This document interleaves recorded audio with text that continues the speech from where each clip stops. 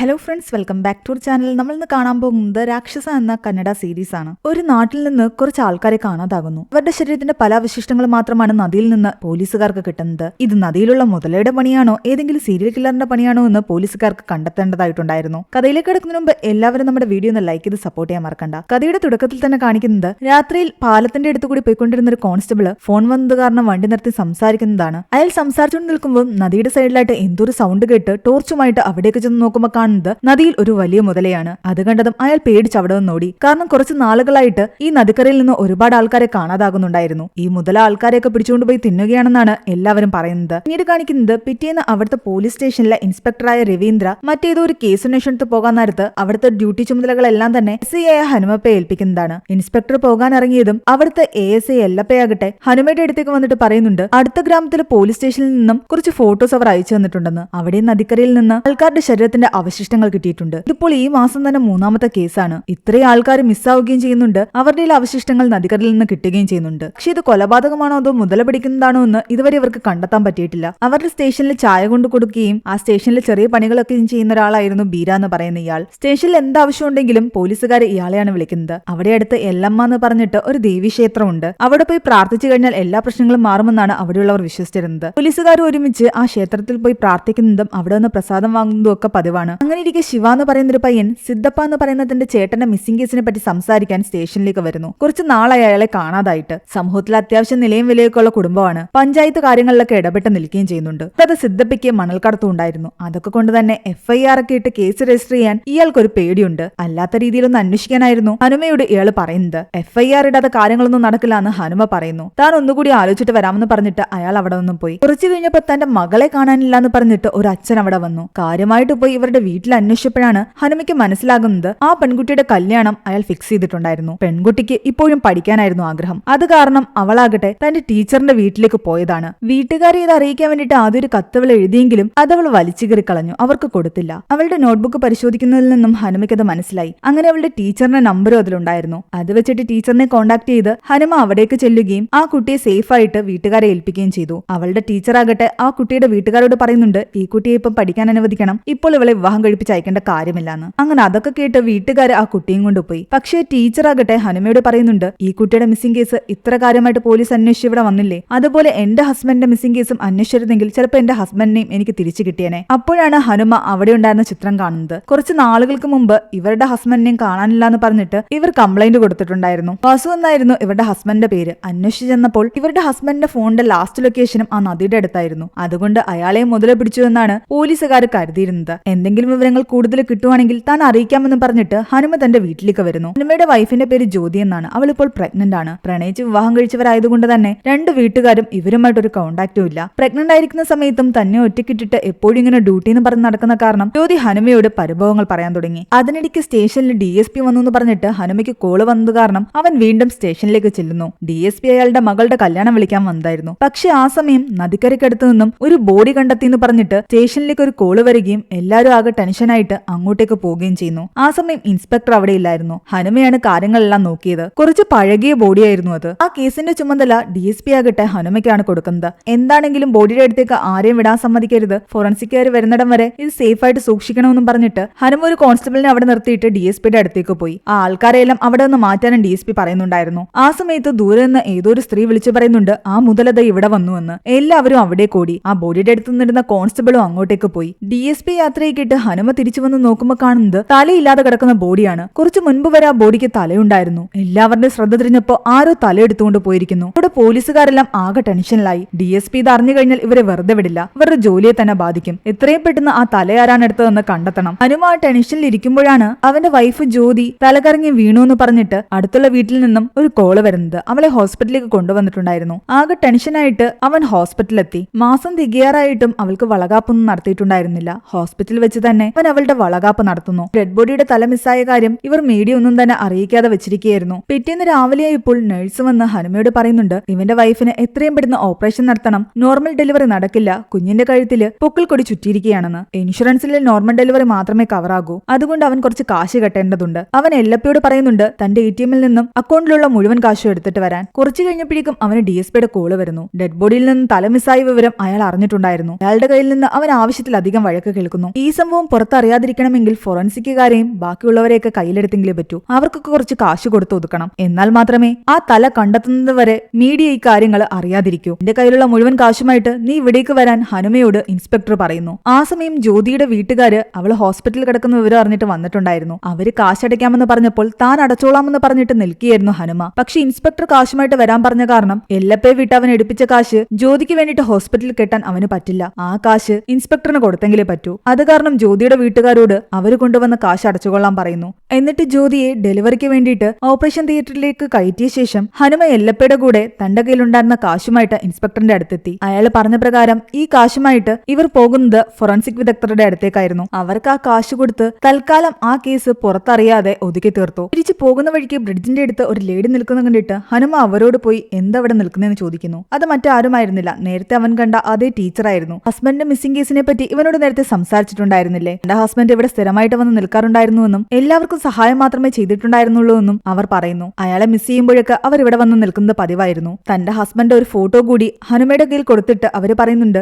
സാറിന് എന്തെങ്കിലും അറിവ് കിട്ടുവാണെങ്കിൽ എന്നെ അറിയിക്കണമെന്ന്. കുറച്ചു കഴിഞ്ഞപ്പോൾ ഹോസ്പിറ്റലിൽ നിന്നും ഹനുമയ്ക്ക് കോള് വരുന്നു. ജ്യോതിയുടെ ഡെലിവറി കഴിഞ്ഞു എന്ന് പറഞ്ഞിട്ട് അവൻ സന്തോഷത്തോടുകൂടി ഹോസ്പിറ്റലിലേക്ക് ഓടി ചെല്ലുമ്പോഴേക്കും ജ്യോതിയുടെ പേരൻസ് അകത്ത് കയറി കുഞ്ഞിനെ അവളെയും കണ്ടിട്ടുണ്ടായിരുന്നു. ഡെലിവറി സമയത്ത് പോലും അവൻ ഇവിടെ ഇല്ലാത്തതിന്റെ പേരിൽ ഇങ്ങനെ ഒരുത്തിന്റെ കൂടെ നീ എന്തിനാ ഇറങ്ങി തിരിച്ചെന്ന് ചോദിച്ച് ജ്യോതിയെ വഴക്കം പറഞ്ഞിട്ടാണ് അവർ പുറത്തേക്ക് ഇറങ്ങുന്നത്. ഡെലിവറി കഴിഞ്ഞ കുഞ്ഞിനെ ആദ്യമായിട്ട് ഹനുമ എടുക്കാത്തതിന്റെ പേരിൽ ജ്യോതിക്ക് പരിഭവം ഉണ്ടായിരുന്നു. നിന്റെ അച്ഛനും അമ്മയെന്നും പറഞ്ഞത് ഞാൻ കാര്യമാക്കില്ല, എന്റെ ജോലി തിരക്കുകൊണ്ട് എനിക്ക് വരാൻ പറ്റാതെ പോയെന്നൊക്കെ പറഞ്ഞിട്ട് ജ്യോതിയോട് അവൻ ക്ഷമ ചോദിക്കുന്നു. രാത്രിയിൽ എല്ലപ്പയുടെയും വിരുപക്ഷിയുടെയും കൂടെ നിൽക്കുന്ന സമയത്ത് ലാബിൽ നിന്നും കിട്ടിയ ചില സാധനങ്ങൾ ഹനുമ പരിശോധിക്കുകയായിരുന്നു. ബോഡി കണ്ടെടുത്ത സ്ഥലത്തു നിന്നും മൺവെട്ടി പോലൊരു ചെറിയ ഉപകരണം അവർക്ക് കിട്ടിയിട്ടുണ്ടായിരുന്നു. ലാബിലുള്ള ആൾക്കാർ ഇത് തിരിച്ചയച്ചതാണ്. അതുവഴി വന്ന ബീരാനാകട്ടെ ഇത് കണ്ടിട്ട് പറയുന്നുണ്ട്, ചെടിച്ചട്ടിയും മറ്റും ഉണ്ടാക്കാനാണ് ഈ വക ഉപകരണങ്ങൾ ഉപയോഗിക്കുന്നതെന്ന്. ഇവിടെ അങ്ങനെ പൂച്ചട്ടികൾ ഉണ്ടാക്കുന്ന ഒരാളുണ്ട്, അയാൾ ഇത് സ്ഥിരമായിട്ട് ഉപയോഗിക്കുന്നത് താൻ കണ്ടിട്ടുണ്ട്. അത് കേട്ടപ്പോ എല്ലപ്പയ്ക്കും ഡൗട്ട് തോന്നുന്നു. അമ്പലത്തിലെ ഉത്സവ സമയത്ത് ഈ പൂച്ചട്ടികളും മറ്റും വിൽക്കാൻ ഒരുപാട് പേര് വരാറുണ്ട്. അവര് പെർമിഷനും മറ്റും എടുക്കാൻ പോലീസ് സ്റ്റേഷനിലേക്ക് വന്നിട്ടുണ്ടായിരുന്നു. അങ്ങനെ പൂച്ചട്ടി വിൽക്കുന്ന ആ ആൾക്കാരെ ഒന്ന് ക്വസ്റ്റ്യൻ ചെയ്യാമെന്ന് കരുതിയിട്ട് അവർ അമ്പലത്തിന്റെ അടുത്തേക്ക് പോയി. കുമാർ എന്നായിരുന്നു ആ പൂച്ചട്ടി വിൽക്കാൻ വന്ന ആളുടെ പേര്. അവനെ കണ്ടാൽ തന്നെ ഒരു കള്ളലക്ഷണം ഉണ്ടെന്നും നമ്മളെ കണ്ട് അവൻ പേടിക്കുന്നുണ്ടെന്നും പറഞ്ഞിട്ട് പോലീസുകാര് അവനെ ഓടിച്ചിട്ട് പിടിക്കാൻ തുടങ്ങി. ആ സമയം അമ്പലത്തിലെ ആൾക്കാർ പൂജയ്ക്കും മറ്റുമായിട്ട് നദിയിലേക്ക് ഇറങ്ങിയായിരുന്നു. പെട്ടെന്ന് ആ മുതൽ അവിടേക്ക് വരികയും നദിയിൽ നിന്ന് ആളുടെ കാലിലൊന്ന് തട്ടിയിട്ട് പോവുകയും ചെയ്യുന്നു. പേടിച്ചു പോയ അയാൾ കാലിൽ പിടിക്കുമ്പോൾ അയാളുടെ കാലിന്റെ അടുത്തായിട്ട് ഒരു കൈ കിടക്കുന്ന കാണുന്നു. മുതല കടിച്ച രീതിയിലുള്ള ഒരു മനുഷ്യന്റെ കൈയായിരുന്നു അത്. ആൾക്കാർ ഇതെല്ലാം കണ്ട് പേടിച്ചോടാൻ തുടങ്ങി. പിന്നെ പോലീസുകാർ ആ കൈ ആരുടേതാണെന്ന് കണ്ടെത്താനുള്ള ശ്രമത്തിലായിരുന്നു. ആ കയ്യിലുണ്ടായിരുന്ന മോതിരം വെച്ചിട്ട് അത് സിദ്ധപ്പ എന്ന് പറയുന്ന ആളുടെ കൈയാണെന്ന് മനസ്സിലായി. തുടക്കത്തിൽ കാണിച്ചിട്ടുണ്ടായിരുന്നില്ലേ ഒരു പയ്യൻ തന്റെ ചേട്ടന്റെ മിസ്സിംഗ് കേസുമായിട്ട് വന്നിട്ടുണ്ടായിരുന്നത്, അതേ സിദ്ധപ്പയായിരുന്നു ഇത്. ആ കയ്യിൽ മുതല കടിച്ചതിന്റെ പാടുകൾ ഉണ്ടായിരുന്നത് കൊണ്ട് എല്ലാവരും സിദ്ധപ്പയെ മുതല കടിച്ച് കൊന്നായിരിക്കുമെന്ന് വിശ്വസിക്കാൻ തുടങ്ങി. എന്നാൽ ഹനുമപ്പ പറയുന്നുണ്ട് ഇവിടെ ഒരു മർഡർ ഉണ്ടാകാനും ചാൻസ് ഉണ്ടെന്ന്. കാരണം കുറച്ചുനാൾ മുൻപ് സിദ്ധപ്പയും അവന്റെ അങ്കിളും തമ്മിൽ ഒരു സ്ഥലത്തിന്റെ പേരിൽ ഇഷ്യൂ ഉണ്ടായിട്ടുണ്ടായിരുന്നു. സിദ്ധപ്പ അവന്റെ അങ്കിളിനെ അടിച്ചിട്ടുമുണ്ടായിരുന്നു. ആ ദേഷ്യത്തില് ഇവന്റെ ശരീരങ്ങൾ വെട്ടിയെറിഞ്ഞ് നദിയിലേക്ക് തള്ളുമെന്ന് ഇവന്റെ അങ്കിള് പറഞ്ഞിട്ടുണ്ടായിരുന്നു. ചിലപ്പോ അയാള് ഇവനെ കൊല്ലാനും ചാൻസ് ഉണ്ട്. പക്ഷെ DSP ഇതൊന്നും കേൾക്കാൻ കൂട്ടാക്കില്ല. അവരെ സംബന്ധിച്ച് ഈ കേസ് എത്രയും പെട്ടെന്ന് തീർക്കണം. അതുകൊണ്ട് ഇയാളെയും മുതല പിടിച്ചതാണെന്ന് കരുതിയിട്ട് ആ രീതിയിൽ കേസ് ക്ലോസ് ചെയ്യാൻ പറയുന്നു. പക്ഷെ ഹനുമപ്പ അപ്പോഴും ഫോറൻസിക്കുകാരോട് ഈ കൈയെ പറ്റിയുള്ള വിവരങ്ങൾ ചോദിക്കുന്നുണ്ടായിരുന്നു. അപ്പൊ ഫോറൻസിക് ഉദ്യോഗസ്ഥർ ഹനുമപ്പയോട് പറയുന്നുണ്ട്, കയ്യിൽ മുതലയുടെ കടി കിട്ടിയ പാടുകളുണ്ട്. പക്ഷെ ആ കൈ വെട്ടിയിരിക്കുന്നത് നല്ല മൂർച്ചയേറിയ എന്തോ ആയുധം കൊണ്ടാണ്, കോടാലി പോലെ എന്തോ ഒരു ആയുധം. ചിലപ്പോ അയാളെ കൊന്ന ശേഷം അയാളുടെ ശരീരത്തിന്റെ അവശിഷ്ടങ്ങൾ നദിയിൽ എറിഞ്ഞതായിരിക്കാം. അങ്ങനെ മുതൽ അത് കടിച്ചതായിരിക്കാം. ആ പൂച്ചട്ടി ഉണ്ടാക്കുന്ന കുമാർ എന്ന് പറയുന്ന ആളെ പോലീസ് സ്റ്റേഷനിൽ കൊണ്ടുപോയി അടിച്ച് ക്വസ്റ്റ്യൻ ചെയ്തെങ്കിലും അയാൾക്കൊന്നും അറിയില്ലായിരുന്നു. ഇനി സംശയിക്കേണ്ടത് സിദ്ധപ്പയുടെ അങ്കിളിനെയാണ്. അയാളുടെ കോൾ റെക്കോർഡ്സും മറ്റും പരിശോധിച്ചപ്പോൾ മരം വെട്ടുകാരനെ ഇയാൾ സ്ഥിരമായിട്ട് ഫോണിൽ വിളിച്ചിട്ടുള്ള കാര്യം ഇവർക്ക് മനസ്സിലാകുന്നു. അങ്ങനെ ഈ സിദ്ധപ്പയുടെ അങ്കിളിനെയും ആ മരം വെട്ടുകാരനെയും കസ്റ്റഡിയിലെടുത്ത് ചോദ്യം ചെയ്യുന്നു. അതിനിടയ്ക്ക് ആ സ്റ്റേഷനിലേക്ക് മറ്റൊരു സ്റ്റേഷനിലെ ഒരു പോലീസുകാരൻ വരുന്നു. അവരുടെ നാട്ടിൽ നിന്ന് പക്കിരപ്പ എന്ന് പറയുന്ന ഒരാളെ കാണാതായിട്ടുണ്ടായിരുന്നു. ഈ നാട്ടിൽ ഈ അടുത്തിടെ ഒരു ബോഡി കണ്ടെത്തിയില്ലേ, ആ ബോഡിയുടെ പോസ്റ്റ്മോർട്ടം റിപ്പോർട്ട് കിട്ടുകയാണെങ്കിൽ തങ്ങളുടെ നാട്ടിലെ മിസ്സിംഗ് കേസുമായിട്ടൊന്ന് മാച്ച് ചെയ്ത് നോക്കാമെന്നായിരുന്നു ഈ പോലീസുകാരൻ പറയുന്നത്. പക്ഷേ ഇവിടെ പോസ്റ്റ്മോർട്ടം റിപ്പോർട്ടൊന്നും കിട്ടിയിട്ടില്ല എന്ന് ഹനുമപ്പയ്ക്കും കൂട്ടർക്കും അറിയാം. കാരണം ആ ബോഡിയുടെ തല കാണാതായിട്ട് ഇതുവരെയും കണ്ടെത്താൻ പറ്റിയിട്ടില്ല. അതാകട്ടെ പുറത്തുള്ള പോലീസുകാരെ അറിയിക്കാനും വയ്യ. അതുകൊണ്ട് പോസ്റ്റ്മോർട്ടം റിപ്പോർട്ട് ഇതുവരെ വന്നിട്ടില്ല, കിട്ടിയാൽ ഉടനെ തരാമെന്ന് പറഞ്ഞിട്ട് തൽക്കാലം ആ അടുത്ത സ്റ്റേഷനിലെ പോലീസുകാരനെ അവിടെ നിന്നും പറഞ്ഞു വിട്ടു. ഇവിടെ കുറെ ചോദ്യം ചെയ്തു കഴിഞ്ഞപ്പോൾ സിദ്ധപ്പയുടെ അങ്കിളാകട്ടെ പോലീസുകാരോട് സമ്മതിക്കുന്നു, ഈ മരമെട്ടുകാരന്റെ സഹായത്തോടു കൂടി ഞാനാണ് എന്റെ അനന്തരവൻ സിദ്ധപ്പയെ കൊന്നതെന്ന്. പക്ഷെ അയാൾ പേടിച്ചിട്ട് ചുമ്മാ പറയുന്ന പോലെയാണ് ഹനുമപ്പയ്ക്ക് തോന്നിയത്. നന്നായിട്ട് അയാളെ ഒന്ന് ക്വസ്റ്റ്യൻ ചെയ്തപ്പോൾ അയാൾ പറയുന്നുണ്ട്, ഞാൻ കുറ്റം സമ്മതിച്ചു കഴിഞ്ഞാൽ നിങ്ങൾ എന്നെ ഉപദ്രവിക്കില്ല എന്ന് വിരുപക്ഷി എന്ന് പറയുന്ന ഈ പോലീസുകാരനും ഇവിടുത്തെ ജോലിക്കാരൻ ബീരാനോ പറഞ്ഞതെന്ന്. ഇതറിഞ്ഞിട്ട് ഹനുമപ്പ അവരെ രണ്ടുപേരും വഴക്ക് പറയുന്നു. ബീരാനോട് ഇനി നീ ഇവിടെ ചായം കൊണ്ടുവരണ്ട, ഇവിടുത്തെ ഒരു ജോലിയും ചെയ്യേണ്ടെന്ന് പറഞ്ഞിട്ട് അവിടെ നിന്ന് പറഞ്ഞു വിട്ടു. കൂടുതൽ അന്വേഷിച്ചപ്പോൾ സിദ്ധപ്പയെ കാണാതായ രാത്രിയിൽ സിദ്ധപ്പയുടെ അങ്കിളും ആ മരം വെട്ടുകാരനും അവരവരുടെ വീട്ടിലാണെന്ന് മനസ്സിലായി. അതുകൊണ്ട് അവരെ വെറുതെ വിട്ടു. അന്ന് രാത്രിയിൽ ഹനുമപ്പയ്ക്കും കൂട്ടർക്കും ബീരാന്റെ കോള് വരുന്നു. നദിക്കരയിൽ നിന്ന് മണല് കടത്താൻ കുറെ ആൾക്കാർ വന്നിട്ടുണ്ടെന്ന് പറഞ്ഞിട്ട്. വണ്ടിയുടെ നമ്പർ പ്ലേറ്റ് ഒക്കെ അവർ മാറ്റുന്ന കണ്ടിട്ടാണ് ബീരാന് സംശയം തോന്നിയത്. ഈ മാഫിയ സംഘത്തിനെ പിടിക്കാൻ തങ്ങളെ ഹെൽപ്പ് ചെയ്തതിൽ ഹനുമപ്പ ബീരാനോട് നന്ദി പറയുന്നു. പിന്നെ അന്ന് പോലീസ് സ്റ്റേഷനിൽ നിന്ന് വഴക്കം പറഞ്ഞ അയാളെ ഇറക്കി വിട്ടത് കാരണം സോറിയൊക്കെ പറഞ്ഞിട്ട് നീ പതുപോലെ ചായ കൊണ്ടുവരാൻ അവിടേക്ക് വരണമെന്നും പറയുന്നു. അവിടെ വെച്ച് ഹനുമപ്പ ബീരാന്റെ മകൾ ജ്യോതിയെ കാണുന്നു. തന്റെ വൈഫിന്റെ പേരും ജ്യോതി എന്ന് തന്നെയാണെന്ന് ഹനുമപ്പ പറയുന്നു. അയാളുടെ വീട്ടിൽ അയാളും മകളും മാത്രമേ ഉണ്ടായിരുന്നുള്ളൂ. അതുകൊണ്ടാണ് താൻ എവിടെ പോയാലും തന്റെ മകളെയും കൊണ്ടുപോകുന്നത്. പിന്നീട് എല്ലപ്പയാകട്ടെ മരിച്ചുപോയ സിദ്ധപ്പയുടെ കംപ്ലീറ്റ് ഫോൺ ഹിസ്റ്ററി എടുക്കുന്നു. സിദ്ധപ്പയുടെ ഫോണിൽ നിന്നും ലാസ്റ്റ് ആയിട്ട് ഒരു കോള് പോയിരിക്കുന്നത് തൊഴുത്തിൽ ജോലി ചെയ്യുന്ന ഒരാൾക്കാണ്. അയാളെ കൈയോടെ കസ്റ്റഡിയിലെടുത്ത് ചോദ്യം ചെയ്തപ്പോൾ അയാൾ പറയുന്നുണ്ട് തന്റെ ഒരു ഫ്രണ്ടാണ് തന്നെ ആ നമ്പറിൽ നിന്ന് കോൾ ചെയ്തതെന്ന്. ആ ഫ്രണ്ട് ഇപ്പൊ എവിടെയുണ്ടെന്ന് ചോദിക്കുമ്പോൾ അയാൾ പോലീസുകാരെ ആ ഫ്രണ്ടിന്റെ അടുത്തേക്ക് കൊണ്ടുപോകുന്നു. ആ ഫ്രണ്ട് ആകട്ടെ ബീരാന്റെ വീട്ടിലായിരുന്നു ഉണ്ടായിരുന്നത്. ബീരാനും അയാളും ചേർന്നിട്ട് അവിടെ മരം വെട്ടുകയായിരുന്നു. പോലീസുകാര് അയാളെ ക്വസ്റ്റ്യൻ ചെയ്യുന്നു. സിദ്ധപ്പയുടെ ഫോൺ എങ്ങനെയാ നിന്റെ കയ്യിൽ വന്നതെന്ന് ചോദിച്ചിട്ട്. ഏത് സിദ്ധപ്പ, അങ്ങനെ ഒരാളുടെ ഫോൺ എന്റെ കയ്യിലില്ലാന്ന് അയാൾ പറയുമ്പോൾ പോലീസുകാർ പറയുന്നുണ്ട് നീ ലാസ്റ്റ് ആയിട്ട് നിന്റെ ഈ കൂട്ടുകാരനെ വിളിച്ചത് സിദ്ധപ്പയുടെ ഫോണിൽ നിന്നാണെന്ന്. അപ്പോഴാണ് ഇയാൾ പറയുന്നത് ഞാനത് ബീരാന്റെ കയ്യിൽ നിന്ന് വാങ്ങിയ ഫോണിൽ നിന്നാണ് വിളിച്ചതെന്ന്. ഇതോടെ പോലീസുകാർക്ക് ബീരാനെ സംശയമായി. ബീരാനോട് നിന്റെ ഫോൺ എടുത്തിട്ട് വരാൻ പറയുന്നു. തന്റെ കയ്യിൽ അങ്ങനെ ഒരു ഫോണും ഇല്ലാന്ന് ബീരാൻ പറയാൻ തുടങ്ങി. പോലീസുകാര് അയാളെ ചോദ്യം ചെയ്തുകൊണ്ടിരിക്കുന്ന സമയത്ത് ബീരന്റെ മകളോട് ഹനുമ സംസാരിച്ചുകൊണ്ടിരിക്കുകയായിരുന്നു. അവിടെയായിട്ടൊരു ഫോട്ടോ ഉണ്ടായിരുന്നു. ആ ഫോട്ടോയില് നേരത്തെ ഒരു ടീച്ചർ തന്റെ ഹസ്ബൻഡിനെ കാണാനില്ലാന്ന് പറഞ്ഞില്ലേ, ആ ഹസ്ബൻഡ് ആയിട്ടുള്ള സാറിന്റെ ഫോട്ടോ അതിലുണ്ടായിരുന്നു. ഈ സാറ് നിങ്ങളുടെ സ്കൂളിലായിരുന്നോ പഠിപ്പിച്ചിരുന്നെന്ന് ചോദിക്കുമ്പോൾ ആ പെൺകുട്ടി പറയുന്നുണ്ട് ആ സാർ എന്നെയും പഠിപ്പിച്ചിട്ടുണ്ട്. ഒരിക്കൽ എന്നെ പാമ്പ് കടിച്ച സമയത്ത് ആ സാറാണ് എന്നെ ഹെൽപ്പ് ചെയ്തതെന്ന്. ആ കുട്ടി അത് പറഞ്ഞുകൊണ്ടിരുന്ന സമയത്ത് പെട്ടെന്ന് ബീരൻ വന്ന് മകളോട് പറയുന്നുണ്ട് നിനക്ക് സ്കൂളിൽ പോകാൻ സമയമായില്ലേ, ബാഗ് എടുത്ത് സ്കൂളിൽ പോകാൻ നോക്കുന്ന. പോലീസുകാർക്ക് സംശയം തോന്നിയിട്ട് ബീരാന്റെ വീട് മുഴുവൻ അവർ പരിശോധിക്കുമ്പോൾ സിദ്ധപ്പയുടെ ഫോൺ അവിടെ നിന്നും ഇവർ കണ്ടെടുത്തു. അതോടെ സിദ്ധപ്പയെ കൊന്നത് ബീരാനാണോ എന്നുള്ള ഡൗട്ട് പോലീസുകാർക്ക് തോന്നാൻ തുടങ്ങി. ബീരനെ നല്ലപോലെ ക്വസ്റ്റ്യൻ ചെയ്തപ്പോൾ അയാൾ പറയുന്നുണ്ട് തനിക്ക് ഈ ഫോൺ കിട്ടിയത് ബാറിൽ നിന്നാണെന്ന്. ഇവിടെ കുറച്ച് ആൾക്കാരെ മദ്യപിച്ച് പ്രശ്നം ഉണ്ടായിക്കൊണ്ടിരിക്കുകയായിരുന്നു. ആ കൂട്ടത്തിലിരുന്ന ഒരാളുടെ ഫോണാണിത്. തന്റെ മകൾക്ക് കുറെ നാളായിട്ടൊരു ഫോൺ വേണമെന്ന് പറയുന്നു. എന്റെ ഈ ചെറിയ ജോലി കൊണ്ട് ഫോണൊന്നും വാങ്ങിക്കൊടുക്കാൻ പറ്റിയില്ല. അത് കാരണമാണ് ആ ഒരു നിമിഷം മദ്യപിച്ചുകൊണ്ടിരുന്നപ്പോൾ ഞാൻ മോഷ്ടിക്കാൻ തീരുമാനിച്ചത്. അത് പിന്നെ തെറ്റായി പോയെന്ന് എനിക്ക് തോന്നുകയും ചെയ്തു. എന്താണെങ്കിലും ബീരനെയും കൊണ്ടുപോയി ആ മദ്യഷോപ്പിൽ അന്വേഷിച്ചപ്പോൾ അവിടെ അങ്ങനെ കുറച്ച് ആൾക്കാർ പ്രശ്നം ഉണ്ടാക്കിയിരുന്നു എന്നൊക്കെ അവർക്ക് മനസ്സിലായി. ബീരാൻ പറഞ്ഞ പ്രകാരം ഈ കൂട്ടത്തിലുണ്ടായിരുന്ന ആരുടെയെങ്കിലും കയ്യിൽ നിന്നാണ് ബീരൻ ആ ഫോൺ എടുത്തതെങ്കിൽ ഉറപ്പായിട്ടും അയാളായിരിക്കും സിദ്ധപ്പയെ കൊന്നത്. കാരണം സിദ്ധപ്പയുടെ ഫോൺ ഈ ബാറിലിരിക്കുന്ന ഒരാളുടെ കയ്യിൽ വരണമെങ്കിൽ ഉറപ്പായിട്ടും സിദ്ധപ്പയുടെ കൊലയാളി അയാളായിരിക്കും. പോലീസുകാര് ആ ബാറിലെ CCTV ദൃശ്യങ്ങളൊക്കെ ബീരനെ കാണിച്ചുകൊണ്ട് ചോദിക്കുന്നുണ്ട് ഇവിടെ വന്നു പോകുന്ന ആരുടെയെങ്കിലും കയ്യിൽ നിന്നാണോ നിങ്ങൾ ഫോൺ എടുത്തതെന്ന്. അതിൽ ആരെയും തന്നെ ബീരൻ ഐഡന്റിഫൈ ചെയ്യുന്നില്ല. മണൽ മാഫിയയും പോലീസുകാർ നല്ലപോലെ ക്വസ്റ്റ്യൻ ചെയ്യുന്നു. കാരണം സിദ്ധപ്പയ്ക്ക് മണൽ മാഫിയുമായിട്ട് ബന്ധമുണ്ടല്ലോ, അയാൾക്ക് മണൽക്കടത്ത് ജോലിയുള്ളതാ. ഇനി ആ ദേശത്തിൽ ഇവരെങ്ങനെ സിദ്ധപ്പയെ കൊന്നതാണെന്ന് അറിയാൻ വേണ്ടിയിട്ട് അവരെയും നന്നായിട്ട് ക്വസ്റ്റ്യൻ ചെയ്തു. എന്നാൽ അവർക്കാർക്കും ആ കൊലപാതകത്തിൽ ബന്ധമുള്ളതായിട്ട് തോന്നിയില്ല. എന്താണെങ്കിലും ഇവര് ബീരാനെ പറ്റി നന്നായിട്ടൊന്ന് അന്വേഷിച്ചു. അയാൾ ഈ അടുത്തിടെ എവിടൊക്കെ പോയിട്ടുണ്ട്, ആരെയൊക്കെ കണ്ടിട്ടുണ്ടെന്ന്. അതിൽ നിന്ന് അവർക്ക് മനസ്സിലായി ഈ ബീരനാകട്ടെ ഒരു സ്വർണ്ണക്കടയിൽ പോയിട്ട് സ്വർണം വിൽക്കാൻ ശ്രമിച്ചിട്ടുണ്ടെന്ന്. അങ്ങനെ സ്വർണ്ണക്കടക്കാരനെ കസ്റ്റഡിയിലെടുത്ത് ക്വസ്റ്റ്യൻ ചെയ്യുന്നതോടുകൂടി ഇവർക്ക് മനസ്സിലായി ബീരൻ കുറച്ചധികം സ്വർണം അവിടെ കൊണ്ടുപോയി വിറ്റിട്ടുണ്ട്. ആ കൂട്ടത്തില് സിദ്ധപ്പയുടെ കഴുത്തിലുണ്ടായിരുന്ന ചെയിനും ഉണ്ടായിരുന്നു. അതോടെ ബീരൻ ഇവരെ പറ്റിക്കുകയാണെന്ന് ഇവർക്ക് മനസ്സിലായി. അങ്ങനെ ഇവർ ബീരനെ വീണ്ടും നന്നായിട്ട് ചോദ്യം ചെയ്യുന്നു. ഈ പ്രാവശ്യം ബീരൻ ഓരോ സത്യങ്ങളായിട്ട് പറയാൻ തുടങ്ങി. സിദ്ധപ്പ ബീരന്റെ നല്ല സുഹൃത്തായിരുന്നു. ഒരു ദിവസം ബീരനാകട്ടെ സിദ്ധപ്പയെ തന്റെ വീട്ടിലേക്ക് കൊണ്ടുവന്നു. അവിടെ വെച്ച് ബീരന്റെ വൈഫിനോട് സിദ്ധപ്പയ്ക്ക് വല്ലാത്തൊരു ആകർഷണം തോന്നാൻ തുടങ്ങി. വെള്ളം കൊണ്ടു കൊടുത്തപ്പോ ബീരന്റെ വൈഫാകട്ടെ സിദ്ധപ്പയുടെ കയ്യിൽ തൊട്ടിട്ടുണ്ടായിരുന്നു. കുറച്ചു കഴിഞ്ഞപ്പോ ബീരന്റെ വൈഫ് ബീരനോട് പറയുന്നുണ്ട് പാലില്ല, പോയി പാല് വാങ്ങിയിട്ട് വരാൻ. സിദ്ധപ്പ അവിടെ ഇരുത്തിയിട്ട് ബീരൻ പാല് വാങ്ങാൻ പോയി. പക്ഷെ തിരിച്ചു വരുമ്പോ കാണുന്നത് തന്റെ വൈഫും സിദ്ധപ്പയും മറ്റൊരു സാഹചര്യത്തിൽ കിടക്കുന്നതായിരുന്നു. ഇത് കണ്ട് ആകെ തകർന്നുപോയ ബീരൻ കരയാൻ തുടങ്ങിയപ്പോ സിദ്ധപ്പ ആകട്ടെ അയാളുടെ കയ്യിൽ കുറച്ച് കാശ് കൊടുത്ത് അയാളോട് ഈ കാര്യം പുറത്തറിയിക്കരുതെന്നും എനിക്ക് നാണക്കേടാണെന്നും പറയുന്നു. സിദ്ധപ്പ കുറെ ക്ഷമയൊക്കെ പറഞ്ഞപ്പോഴേക്കും ബീരൻ തൽക്കാലം അയാളോട് വഴക്കിനൊന്നും പോയില്ല. പിന്നീട് ഇവർ വീണ്ടും ഒരുമിച്ച് മദ്യപിക്കുന്ന സമയത്ത് മദ്യലഹരിയില് സിദ്ധപ്പ ബീരനോട് പറഞ്ഞിട്ടുണ്ടായിരുന്നു നിന്റെ വൈഫ് നല്ല സുന്ദരിയാ, നിന്നെപ്പോലൊരു ഹസ്ബൻഡിനെ അല്ല അവൾക്ക് കിട്ടേണ്ടത്, എന്നെപ്പോലൊരാളെ കിട്ടിയിരുന്നെങ്കിൽ ഞാൻ അവളെ നല്ലപോലെ സുഖിപ്പിച്ചേനെ എന്ന്. എന്റെ വൈഫിനെ കുറിച്ച് ഓരോന്ന് പറയുന്ന കേട്ടിട്ട് ബീരന് ദേഷ്യം വന്നു. ആ ദേഷ്യത്തില് സിദ്ധപ്പയെ അവിടെ വെച്ച് അയാൾ അടിച്ചു കൊല്ലുകയായിരുന്നു. കൊലപാതകം ചെയ്തു കഴിഞ്ഞപ്പോഴാണ് ബീരന് കുറ്റബോധം തോന്നാൻ തുടങ്ങിയത്. അവിടെ കിടന്ന് കിട്ടിയ സിദ്ധപ്പയുടെ ഫോണ് ഇയാൾ എടുത്ത് തന്റെ കയ്യിൽ വെക്കുകയായിരുന്നു. ഡെഡ് ബോഡി ആരും കണ്ടെത്താതിരിക്കാൻ വേണ്ടിയിട്ട് കഷ്ണങ്ങളാക്കി നദിയിലേക്ക് ഇടുകയും ചെയ്തു. അതിനുമുമ്പ് സിദ്ധപ്പയുടെ കഴുത്തിലുണ്ടായിരുന്ന ചെയിൻ ബീരൻ എടുത്തിട്ടുണ്ടായിരുന്നു. അതാണ് അയാൾ കടയിൽ കൊണ്ടുപോയി വിൽക്കാൻ ശ്രമിച്ചത്. ഇവർ വീണ്ടും കൂടുതൽ അന്വേഷണങ്ങൾ നടത്തിയപ്പോൾ ബീരൻ ആ ഫോണിൽ നിന്നും വേറെയും പല ആൾക്കാരെയും വിളിക്കുകയും ഭീഷണിപ്പെടുത്തുകയും ചെയ്തിട്ടുണ്ടായിരുന്നു എന്ന് മനസ്സിലായി. അങ്ങനെ അവരെ ഓരോരുത്തരെയായിട്ട് വിളിച്ച് ക്വസ്റ്റ്യൻ ചെയ്തപ്പോഴാണ് ബീരന്റെ യഥാർത്ഥ സത്യങ്ങൾ പുറത്തു വരുന്നത്. തന്റെ വൈഫിനെ വെച്ചിട്ട് ബീരൻ കാശ് സമ്പാദിക്കുകയായിരുന്നു. എനിക്ക് പരിചയമുള്ള ആൾക്കാരുമായിട്ട് നല്ല സൗഹൃദത്തിലാവും ബീരൻ. ജോലിക്ക് പോകുന്നിടത്തു നിന്നും ആൾക്കാരുടെ കൂടെ കൂട്ടുകൂടി അവരെയൊക്കെ വീട്ടിലേക്ക് കൊണ്ടുവരും. സിദ്ധപ്പയോട് എന്താണോ ചെയ്തത് അത് തന്നെ ബീരൻ ഇവരോടും ചെയ്തു. ഓരോരുത്തരെയും വീട്ടിൽ വീട്ടിലേക്ക് കൊണ്ടുവന്നിട്ട് തന്റെ വൈഫിനോട് അവർക്ക് വെള്ളം കൊടുക്കാൻ പറയും. വെള്ളം കൊടുക്കുമ്പോൾ ബീറിന്റെ വൈഫ് ഈ വരുന്ന ആൾക്കാരുടെ കയ്യിലൊന്ന് തൊടും. ആ സമയം അവളുടെ സൗന്ദര്യത്തില് ഇവർക്കൊരു ആകർഷണവും തോന്നും. പതിവ് പോലെ പാലില്ലാന്ന് പറഞ്ഞിട്ട് ബീറിനെ പുറത്തേക്ക് അയക്കുന്നതും തിരിച്ചു വരുമ്പോൾ അവിടെ ഉണ്ടായിരുന്ന ആൾക്കാരുമായിട്ട് ഈ ഒരു സാഹചര്യത്തില് ബീറിന്റെ വൈഫ് കിടക്കുന്നതും എല്ലാം തന്നെ ബീറിന്റെയും വൈഫിന്റെയും പ്ലാനിംഗ് ആയിരുന്നു. അറിയാത്ത പോലെ പാലുമായിട്ട് വന്നിട്ട് തന്റെ വൈഫിനെ മോശമായിട്ടൊരു സാഹചര്യത്തിൽ കണ്ടു എന്ന് പറഞ്ഞിട്ട് ബീരൻ കരയാൻ തുടങ്ങും. അപ്പൊ ഈ ആൾക്കാര് ബീരനെ സമാധാനിപ്പിക്കുകയും പ്രശ്നമൊന്നും ഉണ്ടാക്കാതിരിക്കാൻ വേണ്ടിയിട്ട് കാശ് കൊടുക്കുകയും ചെയ്യും. പിന്നീട് പലതവണ ബീരൻ ഈ ആൾക്കാരെ വിളിച്ച് ബ്ലാക്ക്മെയിൽ ചെയ്യും. ഈ കാശ് തന്നില്ലെങ്കിൽ താൻ ഈ കാര്യങ്ങൾ മറ്റുള്ളവരെ അറിയിക്കുമെന്ന് പറഞ്ഞിട്ട്. അങ്ങനെ പേടിച്ച് പലരും ബീരന് പലതവണ കാശ് കൊടുക്കാൻ തുടങ്ങി. തങ്ങൾ വിചാരിക്കുന്ന പോലെ ബീരൻ ഒരു നിസ്സാരക്കാരനായിട്ടുള്ള ക്രിമിനൽ അല്ല എന്നുള്ള കാര്യം ഹനുമയ്ക്ക് മനസ്സിലായി. കുറച്ചുനേരം കഴിഞ്ഞിട്ട് ബീരൻ ഇരുന്ന റൂമിലേക്ക് പോയി നോക്കുമ്പോൾ ബീരനെ കാണുന്നില്ല. പോലീസുകാർ അവിടെയെല്ലാം അന്വേഷിക്കുന്നു. ഇവൻ രക്ഷപ്പെട്ടു എന്ന് കരുതി നിന്നപ്പോൾ അവനാകട്ടെ പോലീസ് സ്റ്റേഷന്റെ ബാക്കിൽ നിന്ന് സിഗരറ്റ് വലിക്കുകയായിരുന്നു. അയാൾക്ക് രക്ഷപ്പെട്ടു ഓടാനൊന്നും തന്നെ താല്പര്യം ഉണ്ടായിരുന്നില്ല. പോലീസുകാരോട് സഹകരിച്ച് തന്നെയായിരുന്നു അയാൾ നിന്നുകൊണ്ടിരുന്നത്.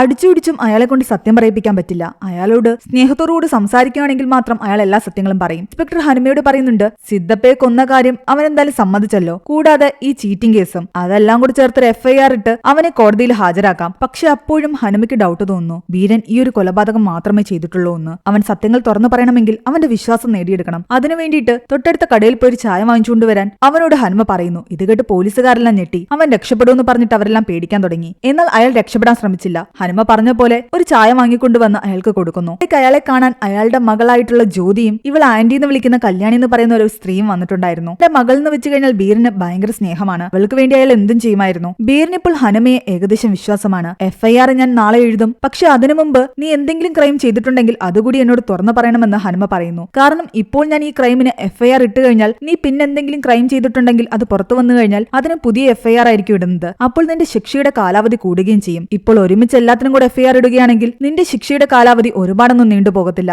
നിനക്ക് നിന്റെ മകളെ വീണ്ടും പെട്ടെന്ന് കാണാനും സാധിക്കും. അതുകൊണ്ട് അന്ന് രാത്രി മുഴുവൻ ആലോചിക്കാനുള്ള സമയം ഹനുമ ബീരന് കൊടുക്കുന്നു. രാത്രി മുഴുവൻ ആലോചിച്ചിട്ട് ബീരനാകട്ടെ ഹനുമയെ വിളിച്ചിട്ട് പറയുന്നുണ്ട്, സിദ്ധപ്പയെ മാത്രമല്ല വേറെ ഒരാളെ കൂടി കൊന്നിട്ടുണ്ടെന്ന്. ഒരിക്കൽ താൻ തൊട്ടടുത്തുള്ളൊരു ഗ്രാമത്തില് ജോലിക്ക് പോയതായിരുന്നു. മരം വെട്ടിക്കൊണ്ടിരുന്ന സമയത്ത് അവിടെ അടുത്തുണ്ടായിരുന്നൊരു വീട്ടില് ഒരു ഹസ്ബൻഡ് ഒരു വൈഫിനെ കൊല്ലാൻ ശ്രമിക്കുന്നത് ഞാൻ കണ്ടു. അവരെ രക്ഷിക്കാൻ വേണ്ടിയിട്ട് എനിക്ക് അവരുടെ ഹസ്ബൻഡിനെ കൊല്ലേണ്ടതായിട്ട് വന്നു. അങ്ങനെ ഞാൻ അവിടെ നിന്ന് രക്ഷിച്ച ആ സ്ത്രീയാണ് കല്യാണി. എന്റെ മകളുടെ കൂടെ വൈകുന്നേരം സ്റ്റേഷനിൽ വന്നത് ആ സ്ത്രീയാണ്. അവരുടെ ഹസ്ബൻഡിനെയും ഞാൻ എന്റെ കയ്യിലുണ്ടായിരുന്ന കോടാലി വെച്ചിട്ടാണ് കൊന്നത്. ഈ കാര്യം മാത്രമേ ഉള്ളൂ, ഇനിയൊന്നും എനിക്ക് പറയാനില്ല എന്ന് പറഞ്ഞിട്ട് ഹനുമയെ അയാൾ പറഞ്ഞു വിട്ടു. ഹനുമ പിറ്റേന്ന് രാവിലെ FIR എഴുതാമെന്ന് തീരുമാനിച്ചിരിക്കുകയായിരുന്നു. ബീരാനെ എങ്ങനെയാണ് നമ്മൾ ഇത്രയും കാലം ട്രീറ്റ് ചെയ്തുകൊണ്ടിരുന്നത് അതുപോലെ തന്നെ ട്രീറ്റ് ചെയ്യണം. കുറ്റവാളിയായിട്ട് അവനെ കാണാതിരുന്നാൽ അവൻ നല്ലപോലെ സഹകരിക്കും. എന്താണെങ്കിലും ബീരൻ പറഞ്ഞ ആ രണ്ടാമത്തെ കൊലപാതകത്തിന്റെ കാര്യം അന്വേഷിക്കാൻ വേണ്ടിയിട്ട് ആ കൊലപാതകം നടന്ന വീട്ടില് ഹനുമ പോകുന്നുണ്ട്. അതിനുശേഷം അയാൾ തിരിച്ച് പോലീസ് സ്റ്റേഷനിൽ എത്തിയപ്പോഴേക്കും DSP അവിടെ വന്നിട്ടുണ്ടായിരുന്നു. ഒരു കുറ്റവാളിയെ ഇത്ര കെയർലെസ് ആയിട്ട് കൈകാര്യം ചെയ്യുന്ന എന്തിനാണെന്ന് പറഞ്ഞിട്ട് ഹനുമയെ DSP വഴക്ക് പറയുന്നു.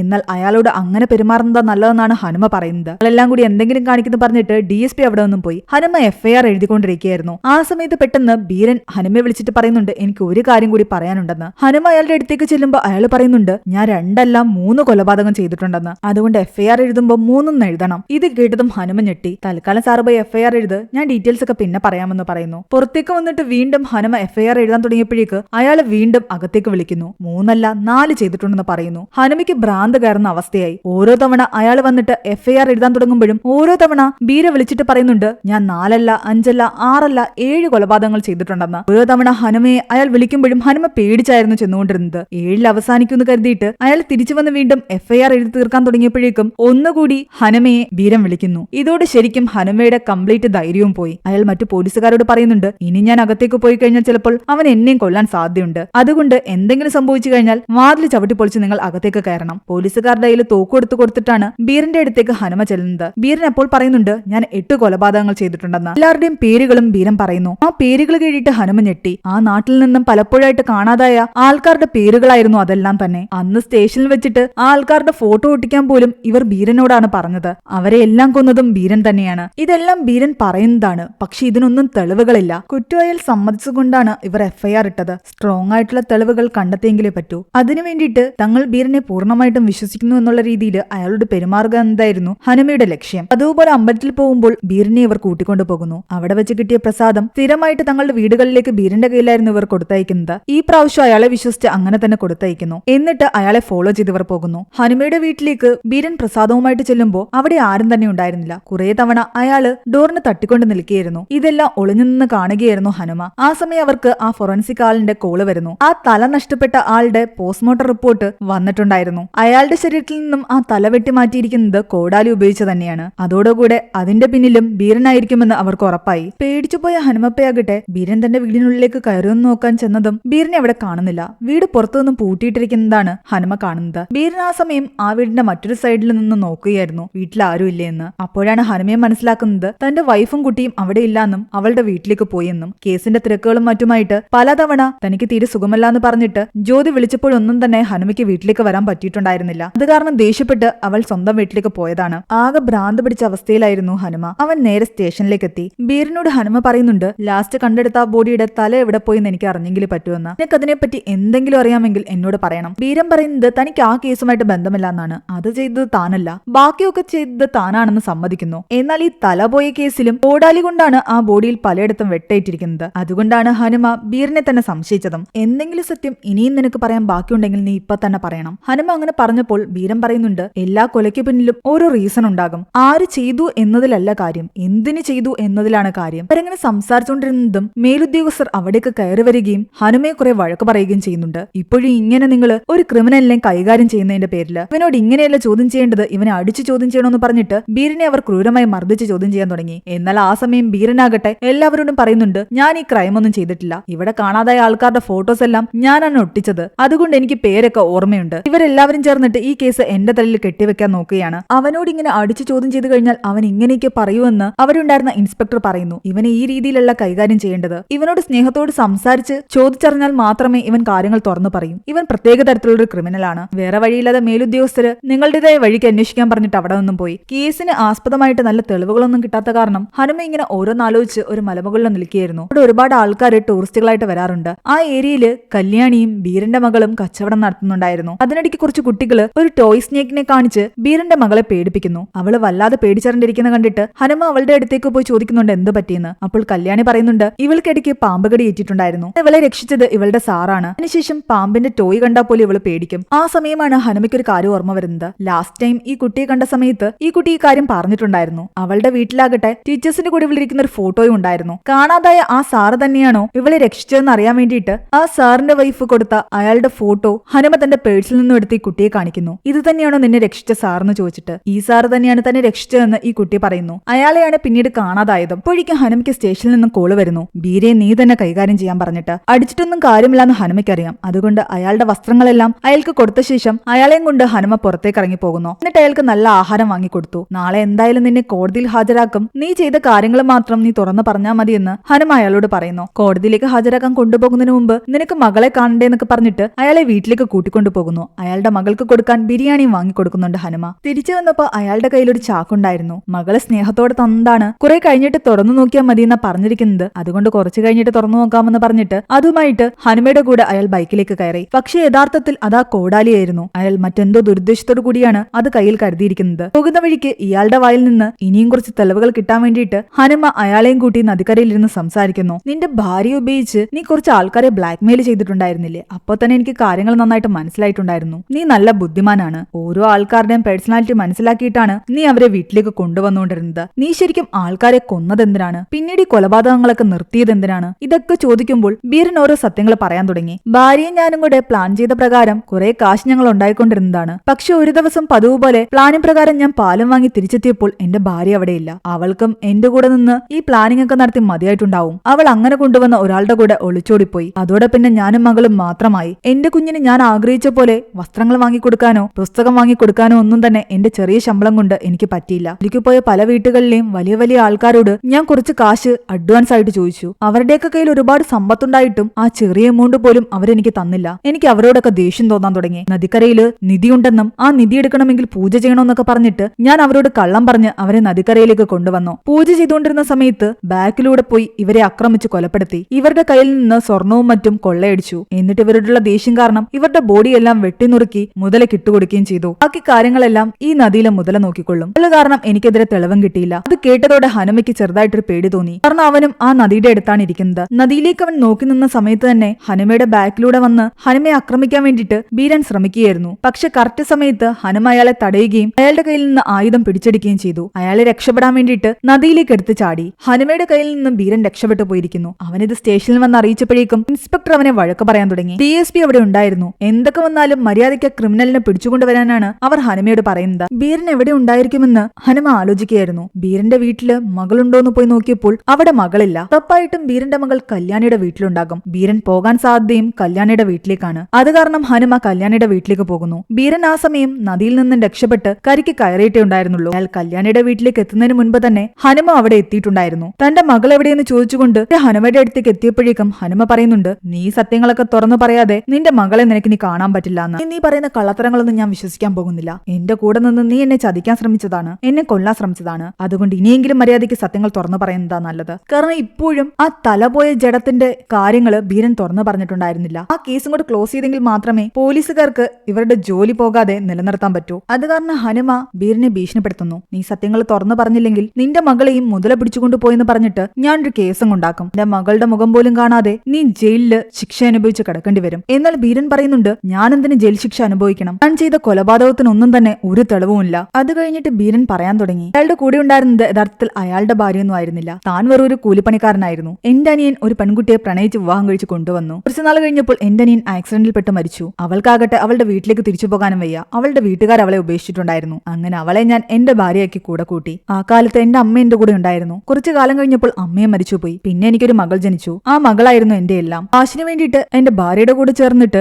പല ആൾക്കാരെ ഞാൻ ബ്ലാക്ക്മെയിൽ ചെയ്യാൻ തുടങ്ങി. പക്ഷെ കുറച്ചു കാലം കഴിഞ്ഞപ്പോൾ അവൾ അവരുടെ കൂടെ പോയി. സ്വന്തം ഭാര്യയെ പോലും മര്യാദയ്ക്ക് നോക്കാൻ പറ്റാത്തത് കാരണമാണ് അവൾ ഒളിച്ചോടി പോയതെന്ന് പറഞ്ഞിട്ട് ആൾക്കാർ എന്നെ കളിയാക്കാൻ തുടങ്ങി. ആ സമയം എന്റെ മകളെങ്കിലും നന്നായിട്ട് നോക്കണമെന്ന് കരുതിയിട്ടാണ് ഞാൻ ഈ കൊലപാതകങ്ങളൊക്കെ ചെയ്തിട്ട് അവരുടെയൊക്കെ സ്വർണ്ണങ്ങൾ അടിച്ചു മാറ്റി അതൊക്കെ വിറ്റ് കാശുണ്ടാക്കിക്കൊണ്ടിരുന്നത്. പക്ഷെ ആ സമയം ഹനുമ എന്തോ ഇയാളുടെ ചെവിയിൽ പറയുന്നു. അത് കേട്ട് അയാൾ പേടിക്കുന്നു. പിന്നീട് കാണിക്കുന്നത് തെളിവുകളോടുകൂടി ഇയാളെ പോലീസ് അറസ്റ്റ് ചെയ്ത് കൊണ്ടുപോകുന്നതാണ്. ഇയാള് ജയിലിലുമായി. എന്തായിരിക്കും ഹനുമ അയാളുടെ ചെവിയിൽ പറഞ്ഞിട്ടുണ്ടാവുക? ഇങ്ങനെയായിരിക്കും ഇയാൾ തെളിവുകളോടെ പിടിക്കപ്പെട്ടത്. അതാണ് ഇനി കാണിക്കുന്നത്. ബീരൻ ഈ കൊലകൾ ചെയ്തിട്ട് ബോഡി കഷ്ണങ്ങളാക്കി മുതലക്ക് ഇട്ടുകൊടുത്തുകൊണ്ടിരുന്നതല്ലേ. പക്ഷെ ഇടയ്ക്കൊരു ബോഡി അയാൾ കുഴിച്ചിട്ടിട്ടുണ്ടായിരുന്നു. പോലീസ് സ്റ്റേഷനിൽ സ്ഥിരമായിട്ട് കയറിറങ്ങുന്ന കാരണം പോലീസുകാർ പരസ്പരം സംസാരിക്കുന്നത് ബീരൻ കേട്ടിട്ടുണ്ടായിരുന്നു. ഒരു ബോഡി പൂർണ്ണമായിട്ട് കിട്ടിയില്ലെങ്കിൽ ആ കേസ് എങ്ങും എത്തില്ല. അതിന്റെ ഏതെങ്കിലുമൊക്കെ പാർട്സ് മിസ്സായി കഴിഞ്ഞാൽ പിന്നെ അതിന്റെ പിറകെ പോയിക്കൊണ്ടിരിക്കണം. അത് കേട്ടതോടുകൂടി ബീരനെ താൻ പൂർണ്ണമായിട്ട് കുഴിച്ചിട്ടിരിക്കുന്ന ആ ബോഡി എങ്ങനെയെങ്കിലും പുറത്തെടുത്ത് അത് പാർട്സ് ആക്കണമെന്ന് ആഗ്രഹം തോന്നി. അതിനു വേണ്ടിയിട്ട് അയാൾ രാത്രിയിൽ പോയിട്ട് ആ ബോഡി പുറത്തെടുക്കാൻ ശ്രമിക്കുകയായിരുന്നു. കുറേ നാളുകൾക്ക് മുമ്പാണ് അയാൾ ആ ബോഡി അവിടെ കുഴിച്ചിട്ടത്. അയാൾ അങ്ങനെ ശ്രമിച്ചുകൊണ്ടിരിക്കുന്ന സമയത്താണ് ഈ സീരീസിന്റെ തുടക്കത്തിൽ കാണിച്ചില്ലേ, ആ കോൺസ്റ്റബിള് പാലത്തിന്റെ അടുത്ത് വന്ന് നിൽക്കുന്നതും ഫോണിൽ സംസാരിച്ചുകൊണ്ടിരിക്കുമ്പോൾ എന്തോ ഒരു സൗണ്ട് കേൾക്കുന്നതും. ആ സമയം ബീരൻ ഈ ബോഡിയുടെ തല കോടാലി കൊണ്ട് വെട്ടുകയായിരുന്നു. ഈ സൗണ്ട് കേട്ടാണ് ആ കോൺസ്റ്റബിൾ അവിടേക്ക് വന്നത്. സംശയം തോന്നി അയാൾ അവിടെ വന്ന് ചെക്ക് ചെയ്യുന്നത് കണ്ടിട്ട് ആ ബോഡിയുടെ മേളിലേക്ക് കുറച്ച് മണ്ണ് വാരിയിട്ടിട്ട് ബീരൻ അവിടെ നിന്നും പോയിട്ടുണ്ടായിരുന്നു. അതിൽ മുതലേ കണ്ടിട്ട് കോൺസ്റ്റബിൾ അവിടെ നിന്ന് പേടിച്ചുപോയി. പക്ഷെ പിറ്റേന്ന് രാവിലെ ഈ ബോഡി ഇങ്ങനെ കിടക്കുന്ന കണ്ടിട്ട് പോലീസുകാർ അവിടെ അന്വേഷിക്കാൻ വന്നു. ബീരൻ ഇതിന്റെ ഇടയ്ക്ക് ആ ബോഡി മാറ്റാനുള്ള അവസരവും കിട്ടിയില്ല. പോലീസുകാരും ആൾക്കാരും കൂടിയതോടുകൂടി ബീരൻ ഒരു അവസരം നോക്കി നിൽക്കുകയായിരുന്നു. കല്യാണിയെ കൊണ്ട് മനഃപൂർവ്വം ബീരൻ അവിടെ നിന്ന് വിളിച്ച് പറയിപ്പിക്കുകയായിരുന്നു ആ മുതലതേ ഇവിടെ വീണ്ടും വന്നുവെന്ന്. ഇത് കേട്ട ആൾക്കാരെല്ലാം ആ ഏരിയയിലേക്ക് പോയി. ഈ അവസരം മുതലെടുത്ത് ബീരനാകട്ടെ ആ ഡെഡ് ബോഡിയുടെ തല അവിടെ നിന്ന് മാറ്റുന്നു. തലേന്ന് രാത്രി അവൻ കോടാലി കൊണ്ട് വെട്ടിവെച്ചിരുന്ന തലയായിരുന്നില്ലേ, അതുകൊണ്ട് അവന് ഈസി ആയിട്ട് അത് എടുത്തുകൊണ്ട് അവിടെ നിന്ന് പോകാൻ പറ്റി. ഡെഡ് ബോഡിയുടെ അടുത്തായിട്ട് അന്നവൻ കുഴിച്ചിട്ടിരുന്ന ഒരു ചെറിയ ആയുധം ഉണ്ടായിരുന്നല്ലോ, ആ ചെറിയ മൺവെട്ടി. അത് പോലീസുകാർ കണ്ടിട്ട് തന്നിലേക്ക് അന്വേഷണം വരാതിരിക്കാൻ വേണ്ടിയിട്ടാണ് അവൻ മനഃപൂർവ്വം പറഞ്ഞത് ആ ചെടിച്ചട്ടി ഉണ്ടാക്കുന്ന ആളുടെ കയ്യിൽ ഇങ്ങനൊരു സാധനം ഞാൻ കണ്ടിട്ടുണ്ടെന്ന്. അങ്ങനെ പോലീസുകാരുടെ അന്വേഷണം ആ വഴിക്ക് പോയപ്പോൾ ബീരൻ സന്തോഷിക്കുകയായിരുന്നു. പോലീസുകാരുടെ വിശ്വാസം കൂടുതൽ നേടിയെടുക്കാനായിരുന്നു മണൽ മാഫിയും മറ്റും പോലീസുകാർക്ക് ഇവൻ പിടിച്ചുകൊടുത്തത്. സിദ്ധപ്പയുടെ ഫോൺ ഇവർ കണ്ടെടുക്കുമെന്ന് ബീരൻ വിചാരിച്ചിട്ടുണ്ടായിരുന്നില്ല. അന്വേഷണം വഴിതിരിച്ചു വിടാനായിരുന്നു ബാറിൽ നിന്ന് കിട്ടിയതാണെന്നൊക്കെ അന്ന് ബീരൻ കള്ളം പറഞ്ഞതും. ഇതെല്ലാം ബീരന്റെ അതിബുദ്ധിയായിരുന്നു. FIR-നെ കുറിച്ചെല്ലാം ബീരന് നന്നായിട്ട് അറിയാമായിരുന്നു. തനിക്ക് ഒന്നും അറിയാത്ത പോലെ ഹനുമയുടെ മുന്നിൽ അയാൾ അഭിനയിക്കുകയായിരുന്നു. എന്തൊക്കെ കാര്യങ്ങൾ താൻ തുറന്നു പറഞ്ഞാലും തെളിവുകളില്ലാതെ താൻ ഒരിക്കലും അകത്താകില്ല എന്നുള്ള വിശ്വാസം ബീരനുണ്ടായിരുന്നു. പക്ഷേ ബീരൻ കുടുങ്ങിയത് മറ്റൊരു കേസിലാണ്. ഒരിക്കൽ ഇതുപോലൊരാളെ കൊന്നിട്ട് ബീരൻ വെട്ടി നുറുക്കിക്കൊണ്ടിരുന്ന സമയത്ത് ബീരനെ ഒരാൾ കണ്ടിട്ടുണ്ടായിരുന്നു. ബീരൻ ചെയ്യുന്ന പ്രവൃത്തി കണ്ടിട്ട് അയാൾ പേടിച്ചറിന്റെ ഒരിടത്ത് ഒളിച്ചു നിൽക്കുകയായിരുന്നു. തന്നെ ആരോ കണ്ടു എന്ന് മനസ്സിലാക്കി ബീരനാകട്ടെ ബാക്കിലൂടെ പോയി അയാളെയും വെട്ടിക്കൊന്നു. നദിക്കരയിലേക്ക് കൊണ്ടുവന്ന് അയാളുടെ ശരീരം വെട്ടിനുറുക്കാൻ ബീരൻ ശ്രമിക്കുമ്പോഴാണ് അയാളുടെ മുഖം ബീരൻ ശ്രദ്ധിക്കുന്നത്. പാമ്പകടിയേറ്റ സമയത്ത് മരുന്ന് വാങ്ങിക്കാൻ കാശില്ലാതിരുന്ന തന്റെ മകളെ സഹായിക്കുകയും അവളുടെ ജീവൻ രക്ഷിക്കുകയും ചെയ്തത് ബീരന്റെ മകളുടെ ഈ സാറായിരുന്നു. മുഖം പോലും ശ്രദ്ധിക്കാതെയാണ് ബീരൻ ഇയാളെ കൊന്നത്. അയാൾക്കതിൽ വല്ലാത്ത പശ്ചാത്താപവും തോന്നി. മറ്റു ബോഡികളെ പോലെ ഇയാളെ നദിയിലേക്ക് എടുത്തിടാൻ ബീരന് തോന്നിയില്ല. അതുകൊണ്ടാണ് ആ നദിക്കരയിൽ തന്നെ ബീരൻ ആ ബോഡി കുഴിച്ചിട്ടത്. ഈ സ്റ്റേഷനിലുള്ള ആൾക്കാർ സംസാരിക്കുന്ന കേട്ടിട്ട് ഈ ബോഡി എങ്ങാനും പുറത്തു വന്നു കഴിഞ്ഞാൽ താൻ കുടുങ്ങൂന്ന് പേടിച്ചിട്ടാണ് അന്ന് രാത്രി അയാൾ ഈ ബോഡി പുറത്തെടുത്ത് അത് പാർട്സാക്കി നദിയിലിടാൻ ശ്രമിച്ചതും. പക്ഷെ ആ സമയം കോൺസ്റ്റബിൾ വന്ന കാരണം അത് ചെയ്യാൻ പറ്റാതെ പോയതും. നദിക്കരയിലെ ബോഡി ഈ സാറിന്റേത് തന്നെയായിരിക്കുമെന്ന് ഹനുമന്തിന് ഡൗട്ട് തോന്നാൻ ഒരു കാര്യമുണ്ടായിരുന്നു. ബീരന്റെ മകൾ പറഞ്ഞിട്ടുണ്ടായിരുന്നില്ലേ,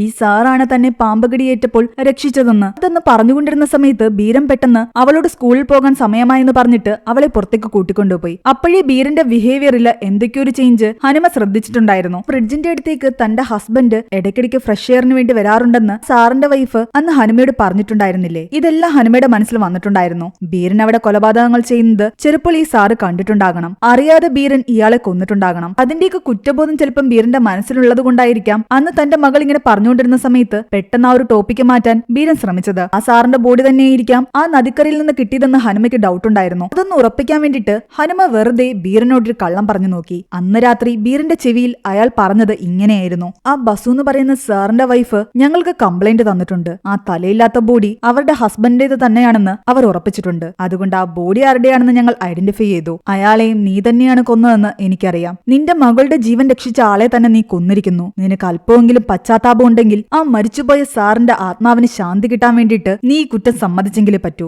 അത് കേട്ടതോടെ ബീരനാകെ തകർന്നുപോയി. തന്റെ മകളെ ഒരുപാട് സ്നേഹിക്കുന്ന അയാളാകട്ടെ തന്റെ മകളുടെ ജീവൻ രക്ഷിച്ച ആ സാറിനെ അറിയാതെ കൊന്നതാണ്. അതിന്റെ പാപം തനിക്കും തന്റെ മകൾക്കും കിട്ടുമെന്ന് അയാൾക്കറിയാം. അതുകൊണ്ട് അയാൾ ആ കുറ്റം സമ്മതിച്ചു. കോടതിയിൽ പോയി അയാൾ മൊഴിയൊന്നും മാറ്റി പറഞ്ഞില്ല. അയാൾ അങ്ങനെ ജയിലിലുമായി. അനാഥയായ അയാളുടെ മകളെ ഹനുമ തന്റെ കൂടെ കൂട്ടി. പിണങ്ങിപ്പോയ തന്റെ വൈഫിനെയും മകളെയും ഹനുമ ജീവിതത്തിലേക്ക് തിരിച്ചുകൊണ്ടുവരികയും ചെയ്തു. അവിടെയാണ് ഈ ഒരു സീരീസ് അവസാനിക്കുന്നത്. ഈ സീരീസിന്റെ സ്റ്റോറി എങ്ങനെയുണ്ടായിരുന്നു എന്ന് നിങ്ങൾ താഴെ കമന്റ് ചെയ്യുക. എക്സ്പ്ലനേഷൻ ഇഷ്ടപ്പെട്ടെങ്കിൽ വീഡിയോ ലൈക്ക് ചെയ്യാനും നമ്മുടെ ചാനൽ സബ്സ്ക്രൈബ് ചെയ്യാനും മറക്കണ്ട.